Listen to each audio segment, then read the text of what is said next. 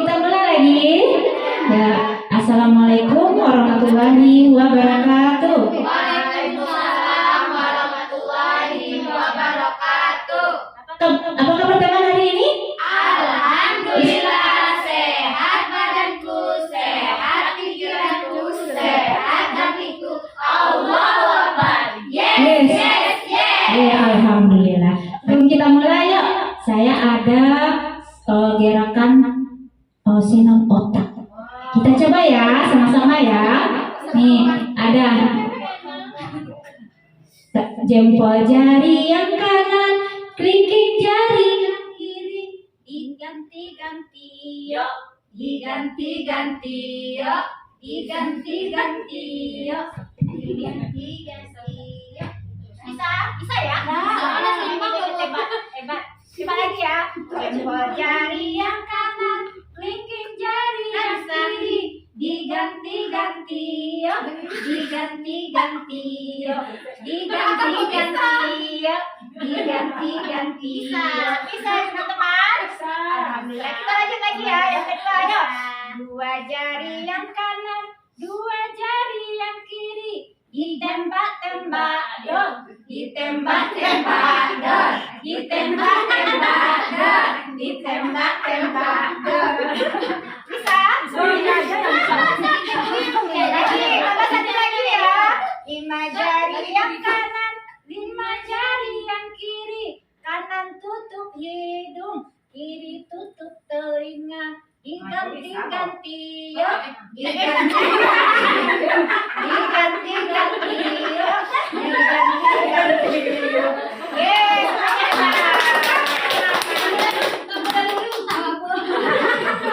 Biar kita otaknya lebih rileks ya, karena jam segini apa tuh jamnya istirahat. Maaf yang mengganggu waktu ibu sebentar.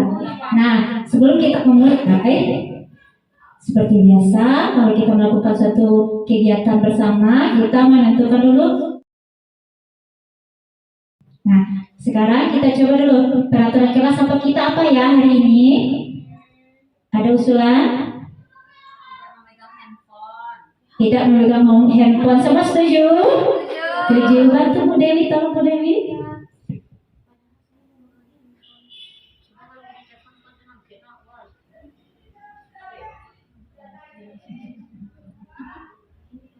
Yang pertama, oh ya, kita hindarkan bahasa negatif ya ibu-ibu ya.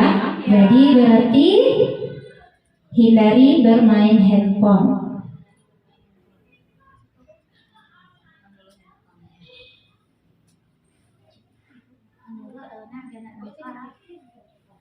Nah, yang kedua apa kira-kira teman ibu-ibu? Tapi hindari kata-kata negatif. Jadi Bermain positif. Jadi gimana Bu Ira? Ada usulan? Kata-kata negatif tidak boleh. Hindari mengganggu tema. Hindari tertawakan tema. Handphone tuh pakai D. Ya. Ayo yang kedua apa lagi peraturan kelas kita hari ini? Gunakan bahasa yang baik dan santun dalam tanya jawab. Ya, silakan bantu Bu Dewi. Gunakan Bahasa yang baik bahasa yang santun dan apa tadi bilang? dan santun dalam Bahasa yang baik dan santun. tanya jawab.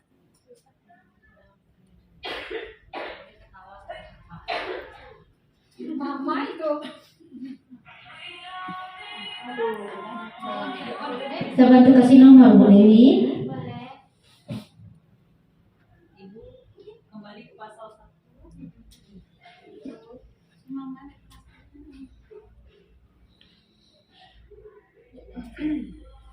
Ya, selanjutnya apa kira-kira lagi Ibu? Tidak boleh ngantuk.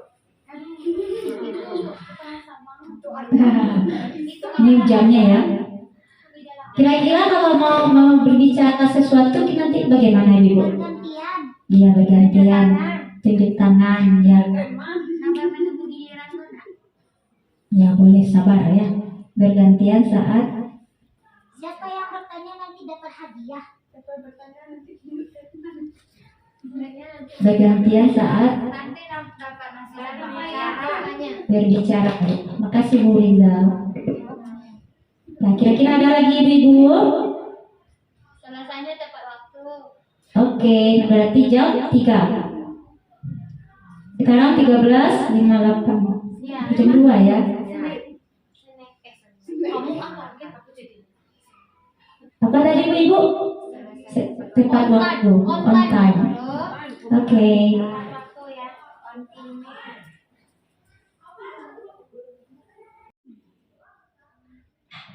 Kira-kira ada lagi? Cukup? Kira-kira cukup ya. Jadi kita kalau membuat suatu kelas, kita biasakan dulu menetapkan kelas. Nah, kita mulai lagi. Nah, oke ya Bu Dewi, bantu Bu Dewi. Nah, hari ini saya mencoba memaparkan tentang pemahaman saya tentang modul 1.4 yaitu tentang budaya positif. Ya Bu Dewi, yang PDF-nya Bu Dewi. Iya. Iya.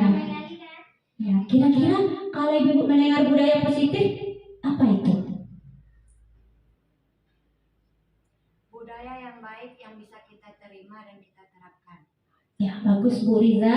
Ada lagi? Sama dengan di atas. Dengan di atas ya. Kira-kira kayak gitu ya budaya positif tuh. Apa tadi Bu Riza? Budaya yang bisa kita terima dan bisa kita terapkan dalam kehidupan sehari-hari. Iya. Jadi budaya itu kebiasaan ya, kebiasaan yang baik yang dapat kita terima dalam kehidupan sehari-hari. Ya, kita lanjut lagi Bu Dewi. Nah, di konsep budaya positif ini ada beberapa hal yang harus kita pahami. Yang pertama ada perubahan paradigma belajar, yang kedua disiplin positif, ketiga motivasi perilaku manusia, selanjutnya kebutuhan dasar manusia, keyakinan kelas, posisi kontrol, dan segitiga restitusi. Nah, sekarang mari kita lihat satu persatu dari konsep budaya positif ini. Ya, lanjut Bu Dewi.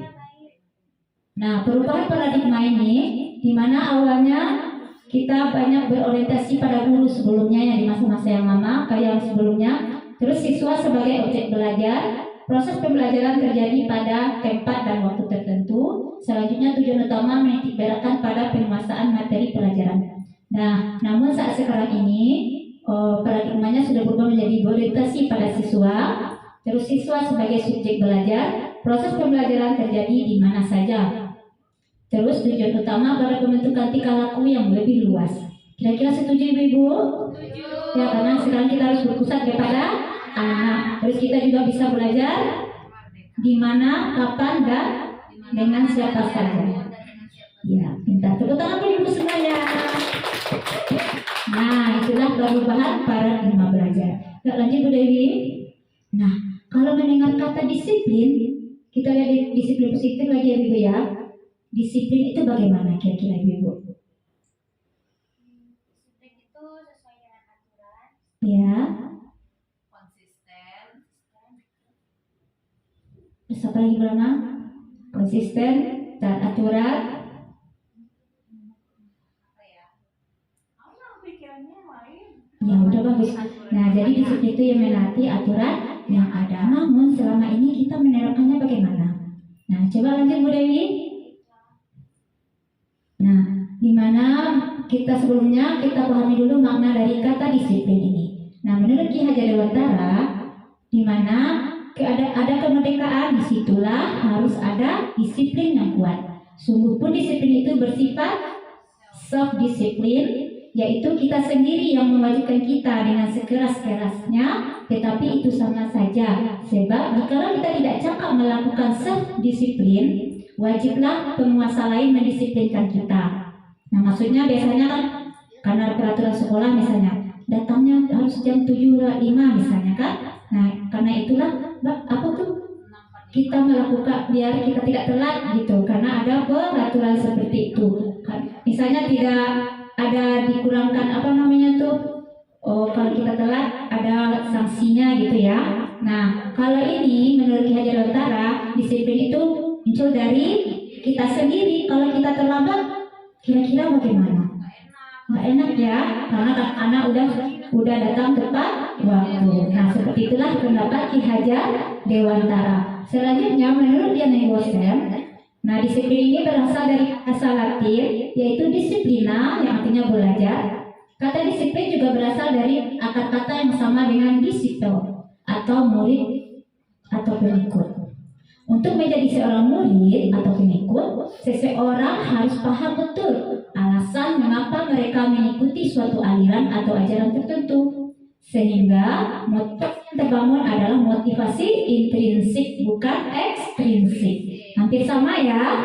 Nah, terus disiplin diri juga mempelajari bagaimana cara kita mengontrol diri dan bagaimana menguasai diri. Nah, selama ini kan banyak ya kita mengikuti aturan itu karena sesuatu, ada sesuatunya, bukan dari diri kita sendiri. Nah, yang udah dari diri sendiri bagus sekali, alhamdulillah ya. Kita lanjutkan terus. Ya, lanjut Dewi. Kontrol Dr. William Glasser, yaitu disiplin positif ini yang awalnya namanya kontrol teori yang sekarang berubah menjadi choice teori. Nah, di sana selama ini kita beranggapan ini gunanya untuk meluruskan persepsi yang selama ini salah ya. Nah, jadi di sini biasanya ilusi guru mengontrol murid. Biasanya guru lebih banyak ya mengontrol murid, maksudnya misalnya semuanya dari guru gitu, bukan dari murid. Nah, selanjutnya ilusi bahwa semua penguatan positif efektif dan bermanfaat. Penguatan positif ini maksudnya seperti pintar kali Rama. Nah, itu merupakan kekuatan positif, efektif, dan bermanfaat. Nah, kalau nanti kita lanjutkan, ternyata ini sebenarnya tidak efektif loh. Nah, nanti kita pelajari ya Ibu ya. Terus ilusi bahwa dan membuat orang merasa bersalah dapat menguatkan karakter. Betul tidak Ibu? Dan membuat orang merasa bersalah dapat menguatkan karakternya, betul? Betul? Nah, nanti kita lihat ya. Nah, inilah pendapat dari Dr. William Glasser. Satu lagi, ilusi bahwa orang dewasa memiliki hak untuk memaksa. Nah, kira-kira banyak ya? Banyak ya kita beranggapan seperti ini ya. Ya, lanjut dulu Dewi. Nah, terus ada paradigma stimulus respon, masih tentang disiplin positif. Menurut Stephen R. Covey, bila kita ingin membuat kemajuan perlahan, sedikit-sedikit ubahlah sikap atau perilaku Anda. Namun, bila kita ingin memperbaiki cara-cara utama kita, maka kita perlu mengubah kerangka acuan kita. Ubahlah bagaimana Anda melihat dunia, bagaimana Anda berpikir tentang manusia. Juga ubahlah paradigma atau pandangan kita, skema pemahaman dan penjelasan aspek-aspek tertentu tentang realitas. Jadi kita tidak selalu dan coba hindari lagi seperti kita beranggapan kepada orang lain. Lebih baik kita dulu berubah dulu pandangan kita kepada orang lain. Mungkin kita lebih mencari tahu dulu bagaimana sebenarnya orang tersebut. Misalnya kita beranggapan bagaimana gitu terhadap orang tersebut. Nah. Maksudnya tidak boleh menjudge orang itu. Iya. Tapi di bawah tekanan. Sabar murid ya. Nah, nanti mudah-mudahan dengan budaya positif ini tidak ada tekanan lagi. Yuk lanjut Bu Dewi. Nah, kira-kira seperti inilah teori stimulus respon. Beda teori stimulus respon dengan teori kontrol. Nih, realitas kebutuhan kita sama. Kalau kontrol dia realitas kebutuhan kita berbeda. Sepertinya ini kita lanjut aja nih Bu Dewi. Ya Bu Dewi, lanjut lagi Bu Dewi. Nah, lanjut kita masih nilai positif. Di nilai positif disiplin positif itu kita perlu mengembangkan namanya nilai kebajikan. Apa itu Ibu? Nilai kebajikan. Nilai kebajikan itu ada berapa ini? 5 ya, 6 ya. Nah, ini apa nih yang pertama Ibu udah pernah dengar ya? Profil pelajar Pancasila. Nah, inilah yang saat ini yang kita kembangkan. Nah, hari ini kita kenakan ini aja dulu ya. Ada namanya IBO, Primary Yes Program. Terus ada 9 pilar karakter, nggak tahu juga ya. Terus ada petunjuk seumur hidup dan keterampilan hidup. The 7 Essential Virtues. Terus the 7 Essential Virtues. Ya seperti itu ya. Nah, jadi karena kita di kurikulum Merdeka ini kita menggunakan apa itu Bu? Profil pelajar Pancasila. Yuk lanjut teh. Nah, jadi profil Pancasila Ibu semuanya udah kenal ya? Masih jelas saja, udah ya. Kita lanjut Bu Dewi. Nah, terus kita lanjut yang poin kedua tadi kan ada poin ketiga ya, ada motivasi perilaku manusia. Menurut Anda, mengapa seseorang melakukan suatu perbuatan, misalnya mengikuti aturan atau orang misalnya apa lagi? dia bisanya membuat suatu karya yang bagus atau rapi, kira-kira apa? Karena ada perintah dari dalam diri dan otaknya. Terus kita kali buat karena ada perintah dari dalam diri dan otaknya tuh. Terus apa lagi? Karena apa lagi? Karena tuntutan. Ya, terus apa lagi? Karena di bawah ancaman kadang-kadang. Ancam itu terbaik, ada baiknya juga buat kita. Ya, ada lagi. Kadang-kadang baik untuk orang lain itu tuh. Karena kita ada tujuan sesuatu. Nah, ada tujuannya. Apa tujuannya Bira? Misalnya kita punya tujuan, ya kita berbuatlah. Begitu, karena kita untuk ingin mencapai tujuan. Ya, bagus Bira. Apa lagi? Mempunyai motivasi dari dalam dirinya. Wis. Dia melakukan sesuatu. Tapi hebat ibu guru ini ya, karena ada dari dirinya. Satu lagi mencari keuntungan. Satu juga yang mencari keuntungan juga. Nah, nanti kita lihat ya. Ayo lagi Bu Dewi. Hebat semuanya teman-teman. Ya Bu Dewi. Lanjut. Nah, inilah dia motivasi perilaku manusia. Yang pertama ingin penghargaan, pujian, imbalan. Ada ya? Tapi di antara kita mudah-mudahan tidak ada, amin. Nah, masih ada. Kalau tidak dipuji marah-marah. Sabar ya. Kalau tidak dipuji besok tak mau latih lagi. Diam-diam saja sama kita lagi. Jadi akibatnya bagaimana kalau kita pengen dipuji, kalau tidak dipuji kita terus bagaimana? Tidak mau berbuat lagi, sakit hati kita. Jadi ada efek negatifnya buat kita. Jadi bagus kita mengharapkan penghargaan, pujian, imbalan dalam sesuatu. Ya, jadi, nah inilah motivasinya, betul ya, ada ya. Terus yang kedua karena tanggung jawab. Nah, tanggung jawab bagus ya. Nah, semuanya teman-teman saya ini tanggung jawab. Ya, terus nah yang ketiga ada apa? Karena ada teguran, ketidaknyamanan dan hukuman. Nah, kalau dia NTK kira-kira bagaimana? Mana yang lebih banyak? Sama imbalan. Dia dan imbalan ya. Karena anak-anak kita masih Butuh butuh penguatan ya, karena masih butuh motivasi yang banyak dari guru-gurunya. Nah, inilah yang nanti yang akan kita bentuk agar anak-anak itu melakukan sesuatu bukan karena pujian dan penghargaan atau imbalan. Nah, ya lanjut Bu Dewi. Terus yang teguran, ketidaknyamanan dan hukuman. dari satu lagi. Kalau kita di TK ada nggak kita memberikan hukuman kepada anak kita? Tidak ada ya. Tapi kita tanggung jawab banyak. Nggak mungkin nggak ada tapi tidak disadari. Tanpa disadari ya. Nah, itulah kita perlu mengintrospeksi diri. Ya lagi Bu Dewi. Nah, terus menurut Anda apa itu hukuman, konsekuensi dan restitusi? Udah ada yang mengenal? Belum. Hukuman ada ya, konsekuensi? Coba apa beda hukuman dengan konsekuensi? Hukuman itu ditentukan. Kalau konsekuensi itu dari semua segi yang harus kita terima. Akibat perbuatan kita. Restitusi? Ya, mari kita lihat bersama-sama ya Bu Dewi. Ya Bu Dewi. Nah, hukuman ini, sebuah hukuman itu bentuknya tidak terencana atau satu arah. Misalnya dia melakukan kesalahan mengganggu teman atau bikin temannya terjatuh. Misalnya kita marah. Tapi kita nggak ada ya. Kita marahin anak tersebut. Misalnya, kamu karena udah menjatuhkan teman, kamu ibu hukum membersihkan WC. Misalnya seperti itu ya. Nah, itu berupa hukuman. Terus yang kedua ada konsekuensi. Konsekuensi ini terencana, ada kesepakatan sebelumnya. Nah, jadi karena anak misalnya kalau telat 5 menit datang ke sekolah, misalnya konsekuensinya yang telah kita sepakati, misalnya apa bagusnya? Bukan yang untuk anak-anak, bernyanyi misalnya, udah disepakati sebelumnya, maka itu merupakan konsekuensi. Tapi kalau belum ada kesepakatan kita sebelumnya bersama anak, namanya itu hukuman. Itulah beda hukuman dan konsekuensi.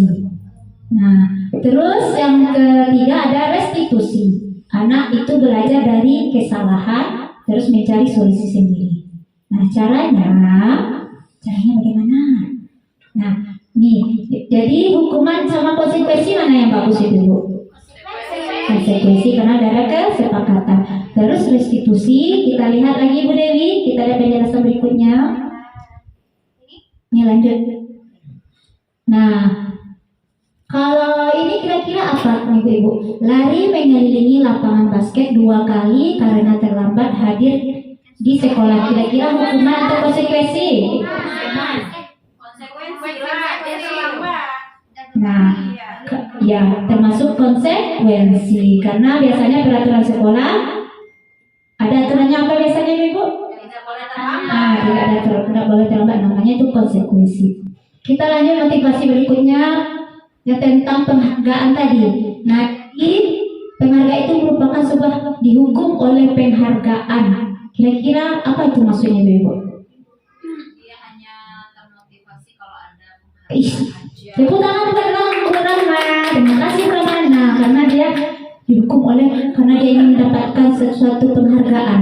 Nah, karena kita mengharapkan penghargaan itu dampaknya banyak Ibu-ibu, pengaruh jangka pendek dan jangka panjang. Apa tuh? Jangka panjang jangka pendek ya.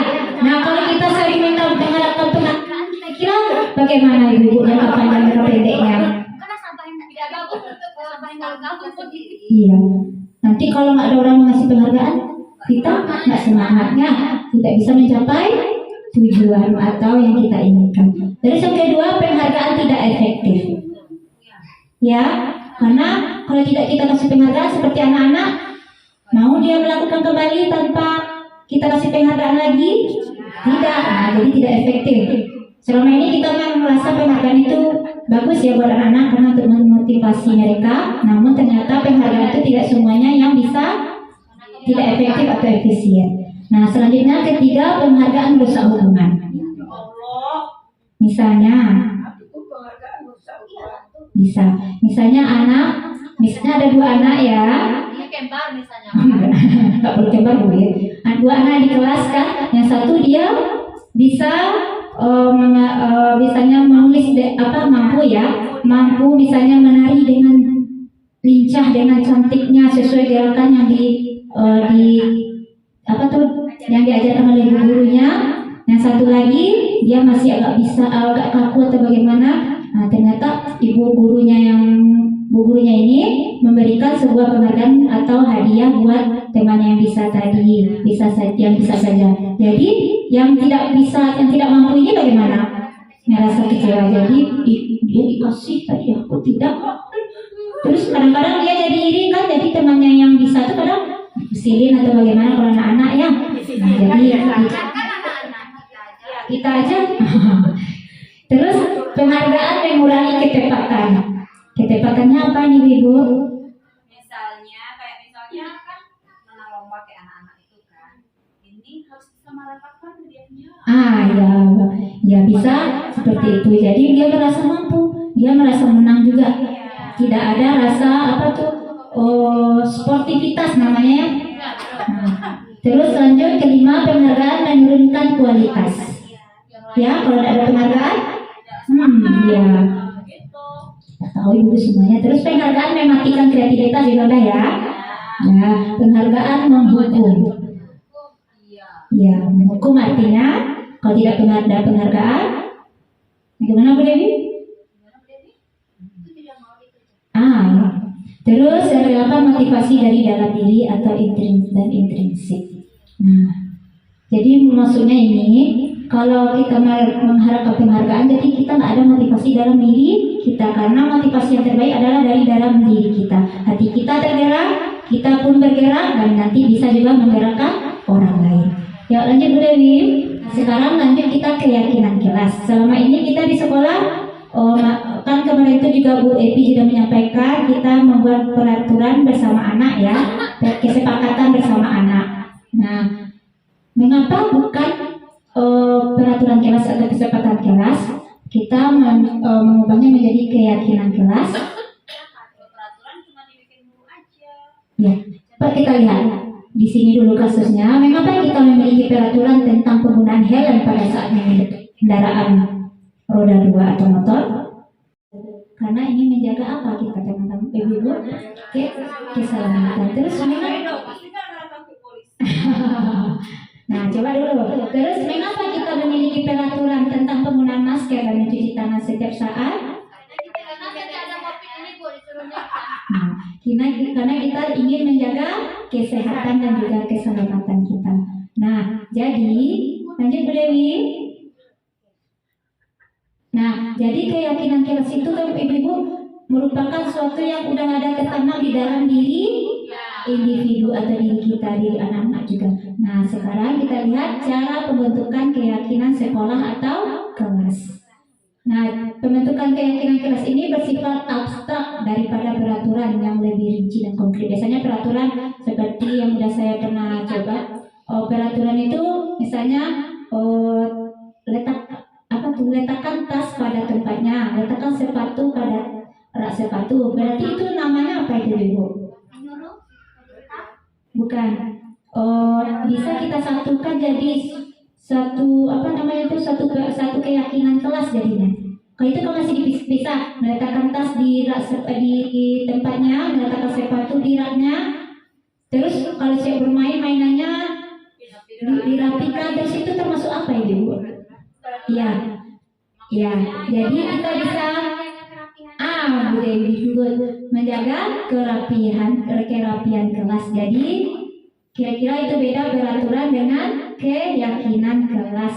Jadi lebih tidak, kalau peraturan lebih rinci ya.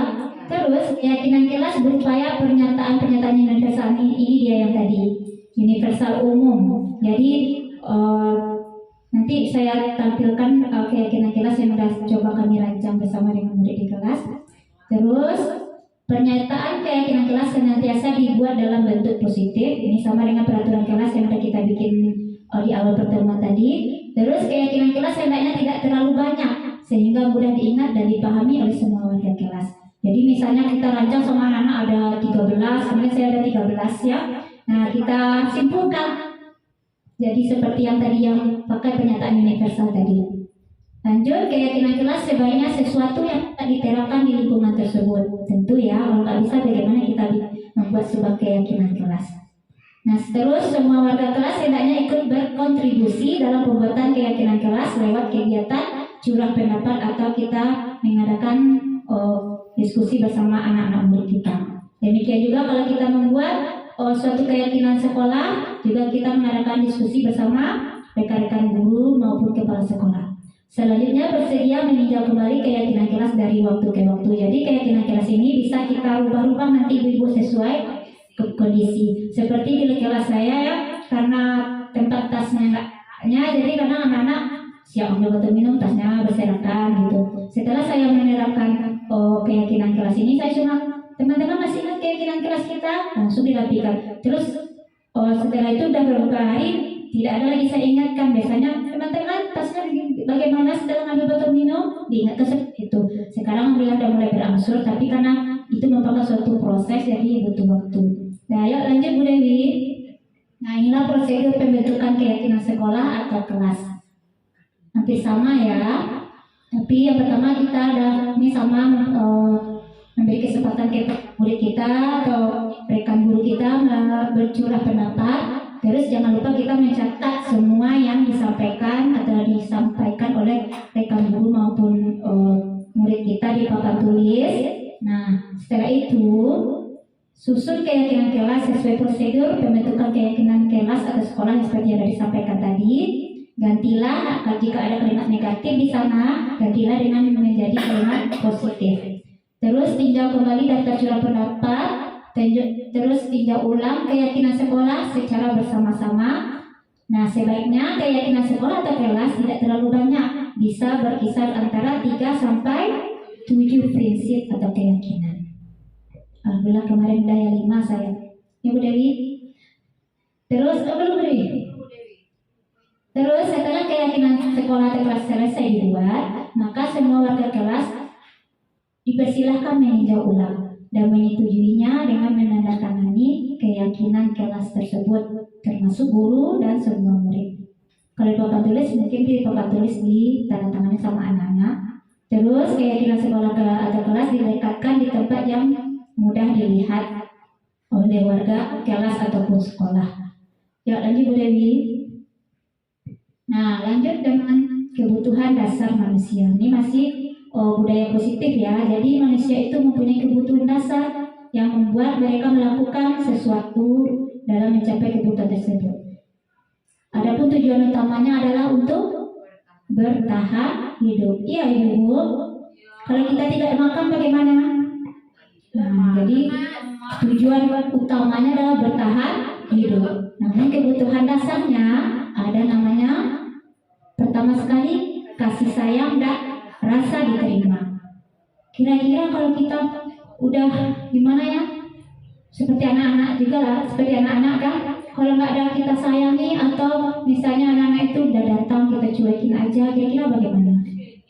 Sedih ya. Nah, jadi setiap manusia membutuhkan kasih sayang dan rasa diterima. Nah, selanjutnya ada kebebasan. Benar Ibu, kita butuh kebebasan. Ya, kebebasan ini juga kita perlu mengikuti norma atau aturan yang berlaku. Terus ada juga kebutuhan kesenangan. Benar Ibu, kita butuh kesenangan, hiburan? Iya ya. Kalau tidak bagaimana? Mungkin kita semua udah tua-tua ya. Nah, stres kita, jadi kita nggak bisa bekerja atau melakukan sesuatu secara maksimal. Nah, terus juga ada karena penguasaan. Penguasaan itu tahu Bu contohnya apa? Apa? Ya kebutuhan kita pengen penguasaan. Kekuasaan, sama juga dengan kekuasaan. Kekuasaannya bukan kekuasaan aku ingin jadi kepala sekolah, bukan seperti itu ya. Penguasaan dan kekuasaan ini maksudnya, nah misalnya ini ibu guru ini mau bermain dengan aku karena aku senang juga bermain misalnya Lego misalnya. Nah itu merupakan suatu kekuasaan apa? Berarti udah kebutuhan, udah mendapatkan kebutuhan kekuasaan anak-anak itu namanya. Karena bu guru sudah mau bermain dengan dia. Seperti itu contohnya. Paham Ibu? Ya, ayo lagi Bu Dewi. Nah, untuk kita menciptakan budaya positif tersebut, nah kadang ada anak-anak yang belum melakukan sesuatu sesuai dengan keyakinan kelas yang sudah dirancang. Nah, kita perlu namanya posisi kontrol. Apa ini Bu? Posisi kontrol. Nah, selama ini jika ada anak yang misalnya karena kita apa sebelumnya belum keyakinan kelas ya, kita nih ada yang bertindak sebagai penghukum posisi kontrol kita. Di sini Ibu nggak ada ya sebagai penghukum. Kita langsung memberi hukuman kepada murid nggak ada ya. Alhamdulillah. Ya, seorang guru memang kayak gitu, sudah harus memenuhi kebutuhan kasih sayang anak. Ya, lanjut. Pembuat rasa bersalah, ada kita seperti ini Ibu. Ih, kamu ini kenapa ini? Kamu sudah misalnya buku teman kamu. Udah pernah nggak seperti itu Ibu? Bukan pernah. Udah hebat juga semua guru ya. Nah, kira-kira pembuat rasa bersalah seperti itu, langsung aja apa tuh mencas? Apa udah no? Menjas. Kasih bernama menjas anak muridnya. Kamu merobek buku teman. Coba kamu di sana, seperti itu. Ya, terus ada. Kalau sini kamu merobek buku teman, bagus robek lagi. Itu nanti benar dirobek lagi Bu. Awaknya baru, awaknya. Itu namanya pembuat rasa bersalah. Nah, terus ada lagi kita sebagai teman. Jadi TK ini banyak sebagai teman Ibu ya. Nah, kita menasihati dengan sopan, dengan baik, dengan kasih sayang ya. Terus ada juga pemantau. Nah, ada posisi kontrol sebagai pemantau. Kita ngapain itu Ibu? Kalau pemantau itu bagaimana? Kita melihat anak itu sampai sama juga dengan observasi ya, pengamatan. Namun kalau sebagai pemantau kita perlu mencatat apa yang dilakukan anak-anak tersebut. Kita mencatat saja. Terus ada lagi posisi kontrol namanya kita sebagai manajer. Manajer itu apa, Ibu? Apa manajer? Kalau mengatakan manajer pemimpin, terus orang yang memerintah, memanage. Kira-kira apa contohnya, Ibu? Mengelola. Mengelola. Nah, ya jadi kita mengelola rasa bersalah anak tersebut menjadi sebuah kesuksesan, bukan membuat dia bersalah atau menghukum mereka. Jadi kita sebagai manajer berperan ngapain? Memberi rasa sadar, rasa nyaman kepada anak-anak tanpa membuat rasa bersalah atau memberikan hukuman kepada anak. Jadi posisi yang paling bagus adalah sebagai manajer. Kalau di TK teman bisa ya sama manajer. Ya lanjut Bu Dewi. Nah, dalam kita mengatasi anak yang mungkin melanggar keyakinan kelas, kita bisa menggunakan namanya segitiga restitusi. Apa Ibu? Segitiga restitusi. Nah, yang pertama kita menampilkan identitas. Jika ada anak yang berbuat salah di luar keyakinan kelas, kita bagaimana bersikapnya Ibu? Kira-kira menstabilkan identitas itu. Maksudnya identitasnya ini apa? Identitas Identitas apa yang dilakukan oleh anak tersebut. Misalnya, perilakunya. iya, misalnya suka mengganggu teman. Nah, kita stabilkan dulu identitasnya. Mengapa?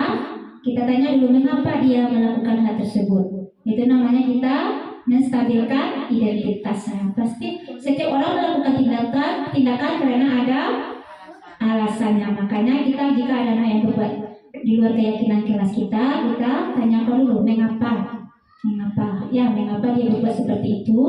Setelah itu misalnya alasannya apa, misalnya suka mengganggu teman karena dia juga suka mengganggu saya misalnya ya. Nah, seperti itu. Terus kita validasi tindakan yang salah tersebut. Seperti kalau kita suka mengganggu teman, memukul teman, kira-kira itu bagus tidak teman? Anak-anak tersebut biasanya jawab bagaimana Ibu? Tidak. Nah, kita kembalikan lagi. Tidak katanya. Terus yang ketiga baru kita menanyakan keyakinan kelas. Sudah sesuai dengan keyakinan kelas kita teman? Misalnya seperti itu.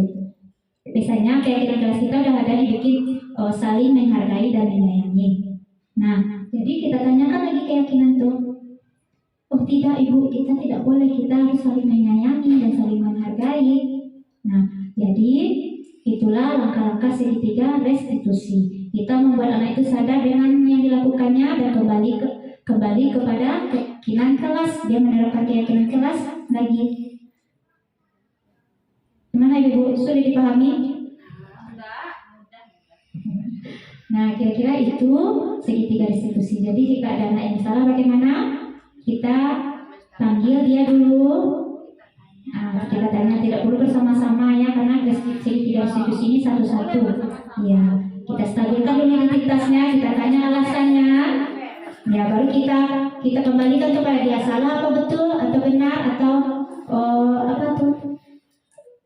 Salah itu saling menyayangi atau bagaimana? Tanyakan kembali kepada anak-anak. Jadi bagaimana kamu seharusnya? Kita tanyakan juga kepada anak karena semuanya harus berasal dari dalam diri anak tersebut. Kita tanya kembali kita bagaimana?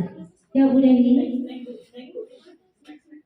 Nah, selanjutnya pengalaman untuk pelajaran mengenai budaya positif yang sudah saya terapkan. Salah satu ada segitiga restitusi dan keyakinan kelas. Nah, lanjut Bu Dewi. Nih, dalam membuat keyakinan kelas, saya mendiskusikan dengan anak-anak, mencatat di papan tulis bersama-sama ya. Terus beberapa hari saya ulang-ulangi terus keyakinan kelas tersebut. Nih, saya ulang-ulangi sampai anak-anak itu hafal atau ingat dengan keyakinan yang sudah dirancang. Nah, ini dia. Yang awalnya sampai 13. Jadi kami dirubah menjadi kata-kata universal tadi. Misalnya sini yang pertama nih saya bacakan aja, nggak jelas ya. Ada situ merapikan tas, terus merapikan sepatu. Saya satukan menjadi ini. Ada yang apa itu teh? Coba di download bantu teh. Nah itu nih disatukan menjaga kerapian kelas. Seperti itu. Juga menjaga kebersihan kelas karena ada di sana di papan tulis yang dicetak sama-sama itu ada misalnya merapikan mainan setelah bermain, merapikan peralatan bekerja, jadi disatukan atau membawa sampah pada tempatnya, jadi disatukan menjadi menjaga kebersihan kelas. Nah kira-kira seperti itu dan saling menghargai dan menyayangi juga. Dan alhamdulillah, anak-anak sudah mulai paham dengan keyakinan kelas, mereka sudah mulai mampu merapikan tas tanpa diingatkan meskipun kadang masih ya karena semua itu sebuah proses. Lanjut Bu Dewi. Nah ini contoh penerapan restitusi yang pernah saya lakukan kepada anak murid. Kira-kira ada yang Ibu mau tanyakan tentang yang sudah saya sampaikan tadi? Boleh? Ada keraguan, gundah-gulana di hatinya, boleh? Disuruh mana Rani? Upin ada kalau tanya tapi di luar rumah. Ya boleh Bu, silakan. Kalau mampu saya jawab, kalau tidak kita cari sama-sama ya Bu ya.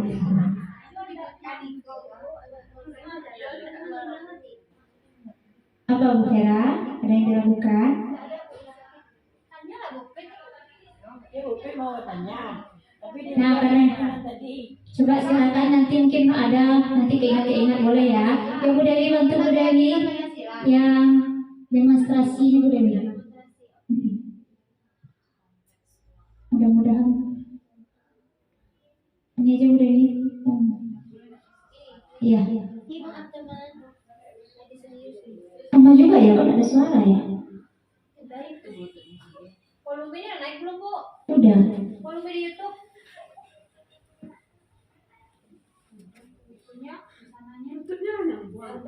Dan terkoneksi.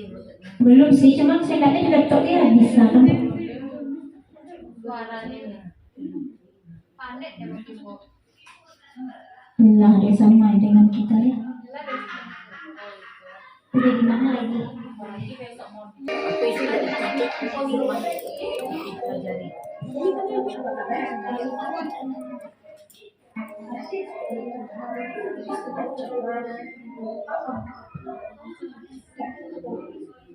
Jelas ya Bu Dewi.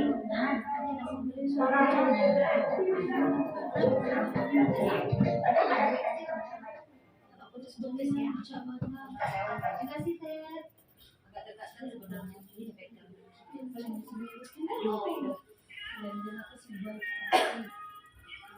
Nah mungkin nanti ibu juga bisa lihat di YouTube. Di sekolah siapa itu kan? Apakah temannya?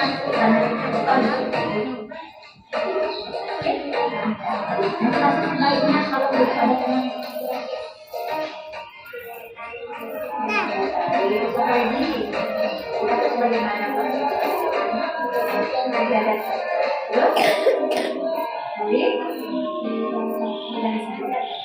Kita juga salah biasa ya.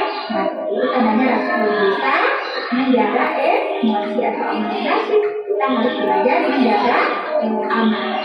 Amanahnya bisa dikenal, amanah bisa kesabaran bisa amanah bisa belajar belajar menjaga amanah bisa. Bukannya masih bisa menjaga amanah sih. Agar kita saling senang bahagia kan teman-teman. Bersama kan kalau kita saling berbuka sudah tenang ada tak teman kita. Jadi kita harus saling bahagia.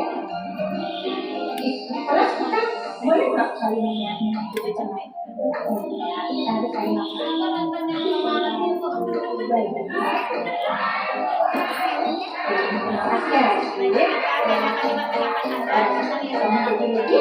anak ya cinta boleh ya Kita tanyakan perasaan setelah kita melakukan restitusi kepada anak.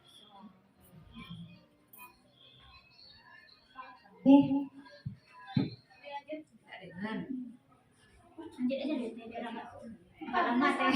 Apa nih Bu bisa? Apa Bu Dewi? Apa? Modulnya. Oh modulnya Bu. Wira udah sampai 17. Kalau belum sampai bisa masih satu. Ini kasus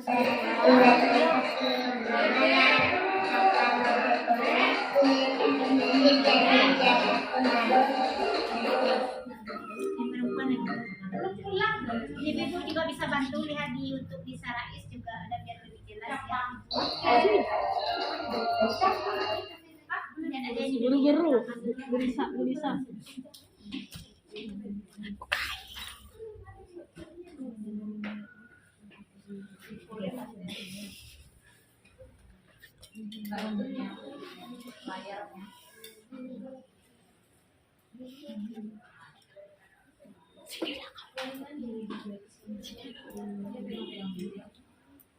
yang bunyinya biasanya Ibu juga bisa bantu lihat di YouTube di Sarais juga ada video lengkapnya nanti. Lagi contoh cara penerapan segitiga restitusi. Tadi kita sebagai manajer. Sebagai apa Ibu? Manajer.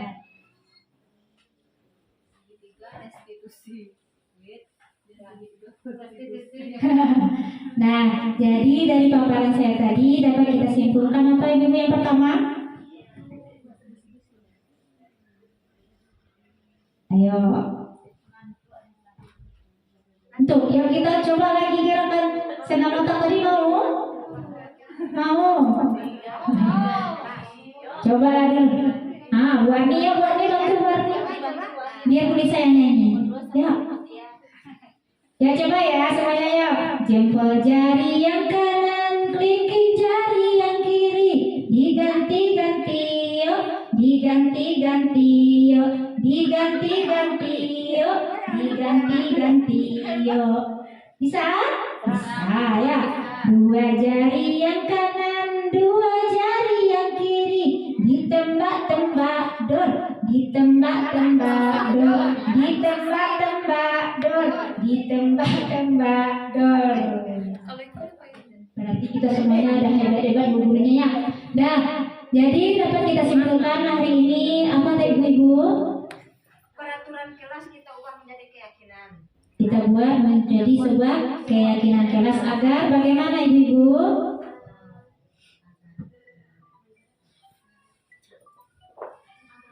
Agar tercipta budaya positif. Iya, pintar Bu. Ada ternyata budaya positif yang motivasinya dari apa? Dari mana ini?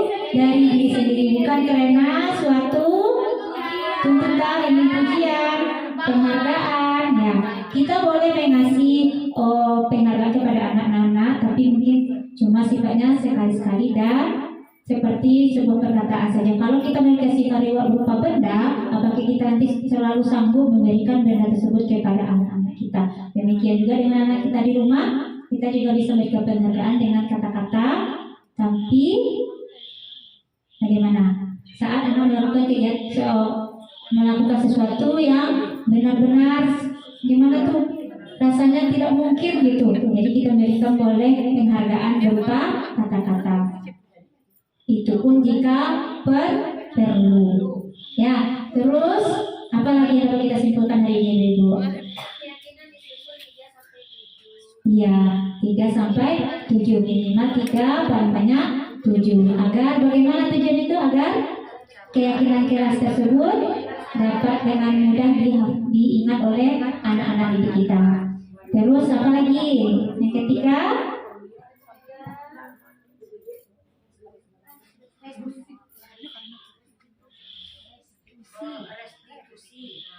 Restitusi itu tuh biar prostitusi. apa ya? Nah, restitusi. Jadi jika ada anak yang melanggar suatu keyakinan kelas, kita melakukan apa Ibu? Restitusi, praktek segitiga restitusi. Kita bagaimana tuh? Segitiga restitusi itu yang pertama ada apa ya tadi Ibu? Mengkondisikan identitas. Apa? Identitas, menstabilkan Kita menstabilkan identitas biar tidak ada rasa bersalah bagi anak-anak kita. Tidak ada rasa bersalah dari dia, tapi dengan apa tuh pelanggaran yang dilakukannya, dia merupakan suatu keberhasilan dari dia nanti gitu. Jadi kita menghilangkan rasa bersalah anak agar anak-anak nanti menjadi orang yang sukses. Kadang anak merasa, aku salah, aku jangan gitu.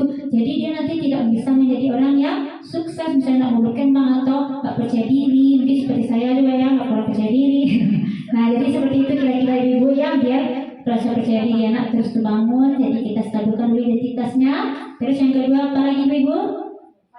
Validasi tindak yang salah. Jadi kita tanya apa salahnya anak, dari anak langsung, bukan kita yang membuat menghakimi atau kita yang mengatakan kamu salah ya, seperti itu ya. Jadi dari anak tersebut muncul rasa bersalahnya, bukan rasa bersalah, tahu dia dengan kesalahannya.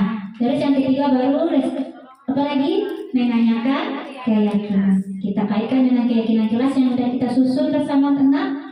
Nah, insya Allah anak-anak nanti akan menjadi anak yang sukses dan budaya positif pun akan tercipta di sekelas ataupun di sekolah kita. Terus yang keempat, apalagi kesimpulannya Ibu? Dia ada 7 tadi ya. Nah, tempatkanlah diri kita sebagai posisi kontrol, sebagai manajer. Untuk anak usia ini bisa jadi dengan teman, tapi yang paling bagusnya kita sebagai manajer. Kita memanage kesalahan atau perbuatan anak yang melanggar keyakinan itu, membuat gimana tuh sebuah kegagalan menjadi sebuah kesuksesan bagi anak. Nah, yang kelima apa lagi Ibu? Dia ada 7 tadi ya. Nih. Nah, jadi kebutuhan dasar inilah yang perlu kita berikan kepada anak-anak, dan kita juga perlu memenuhi kebutuhan kita ini. Ya. Nah ya. Jadi anak-anak ini sekarang nggak ada lagi ya, kita udah semuanya berdiferensiasi ya. Ibu ya nggak ada lagi, udah ada kebebasan bagi anak kita, kesenangan juga sudah ya, karena kita sudah memberikan kegiatan yang sangat menyenangkan bagi anak, dan kita juga udah bagaimana, apakah ibu masih melakukan kesepakatan dengan anak-anak dalam melakukan kegiatan? Ada, alhamdulillah. Terus juga gitu kasih sayang dan rasa diterima. Jadi kita tak perlu membeda-bedakan anak didik kita, maupun juga sama kita berteman ini juga seperti itu ya. Terus penguasaan tersebut juga anak-anak butuh juga, dia butuh bermain dengan kita, anak juga butuh apa lagi? Kasih sayang dari kita. Iya, kasih sayang. Dan satu lagi apa lagi kesimpulan kita Ibu? Apa keyakinan kelas sudah? Apa lagi? Tadi budaya positif itu ada yang pertama sekali apa ya Ibu?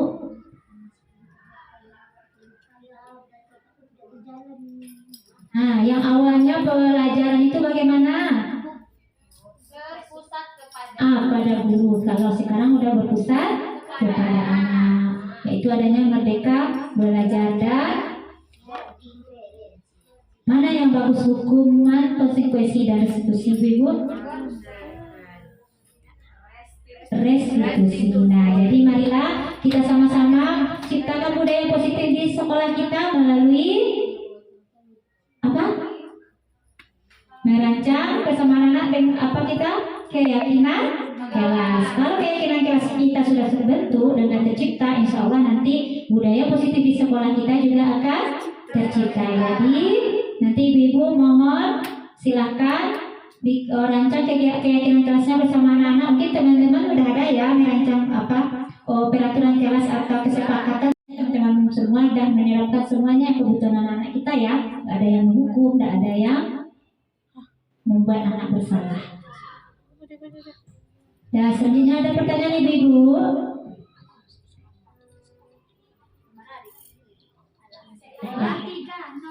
Iya.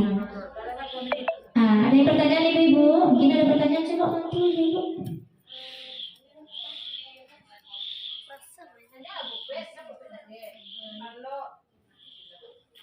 Udah dia ada yang diragukan?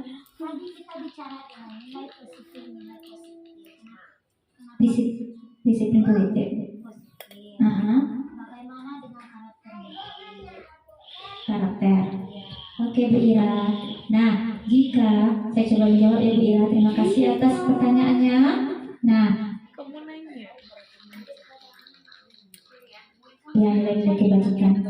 Kalau kita sudah menerapkan keyakinan kelas dan kita sudah menerapkan budaya positif, insya Allah karakter baik itu akan ikut Bu Ira. Karena di profil pelajar di nilai-nilai kebajikan ini sudah terdapat tentang karakter seperti di HAF 9 karakter kita udah tahu ya.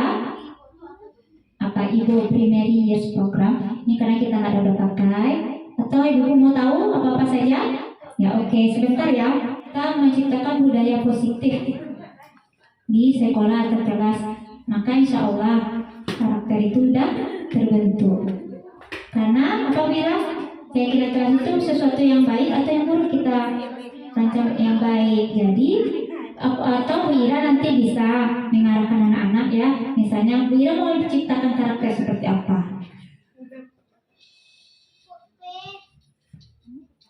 Ya, Bu Ira mau menciptakan karakter anak seperti apa? Takut tidak jalan kalau sudah sore begitu. Pagi-pagi nggak di jalan.